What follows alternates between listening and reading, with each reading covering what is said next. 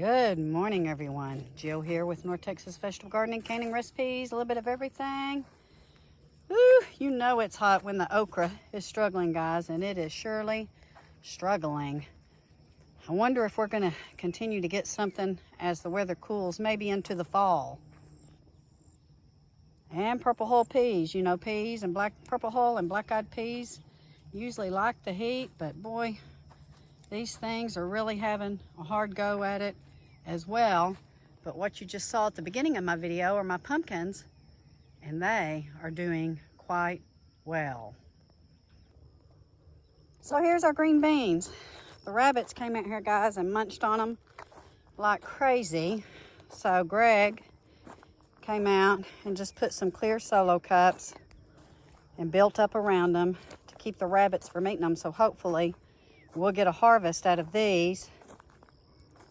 He's just going to leave these on here long enough for them to get a little bit better established. And then we have some row cover coming, because we're going to need the row cover this fall, we're afraid, due to the rabbits and stuff. We just have to figure out what we need to put under a row cover and what we think will do okay. Right now, they're not bothering the pumpkins, and I hope it stays that way. So we expect to be 106 to 107 most of the days in the coming week. This week, today is Sunday morning. We're getting ready to go to church and celebrate Greg's mom's 90th birthday, so we're excited about that. But this week looks like it's going to be brutally hot, probably the hottest week we've had so far. And so we'll do the best to keep these things watered out here and keep them going. And then next weekend, it looks like we might get a little bit, or at least have a chance, of cooler temperatures, the 90s, and maybe some rain, which would be extremely beneficial to us. So this week, I'm going to be doing some things inside the house. We are still doing some seed starting and trying to foster our seeds. They are struggling, but we are getting probably about 75% germination, thank the Lord. But man, we have to water those things, guys, like 10 times a day, and I am not kidding. So this week promises to be hot. We are praying so hard that the Lord changes this weather pattern, and that maybe we're not going to be as hot as they're saying, because it is extremely detrimental on everything, especially without any rain. So what Greg is going to have to do this week, in anticipation of some rain, is start tilling up the other side of this acre and maybe in between these rows here to get ready for our fall seedlings for when they're ready to go into the ground. And again, we think that we're going to have to get some row covering to protect many of our plants out here. That could be quite costly, but we're going to see, and we're going to try to do it the most efficient way possible. But that's what we're looking at right now. Here's a quick view of how everything looks. Now he still has some room over there to till up and get ready to plant and extend our irrigation system. But yep, that's how things are looking on this back acre. And listen, I'm really thankful that we even have anything green out there right now. So for all you guys here in Texas, what is prospering in the heat? So our broccoli seeds are coming up, our cauliflower seeds are coming up. Oh look, there is a little bit of celery coming up. And then we have some more kale. And our lemon cucumbers have germinated. And then we have some more cauliflower and some cilantro. We're doing a seed test here to see how well they do. So there are things that are coming up. But again, we are having to keep them watered like crazy, guys. And it's a little bit slow going, but we're just thankful that we're getting things. I'm going to go ahead and start some more seeds so we can do a succession planting. I know that one of our subscribers was concerned that maybe it was too late to start some fall seeds, and we don't think so. But you know, you guys know that we're kind of a rebel gardener, that we're going to start seeds no matter what people tell us, whether it's too late or too early.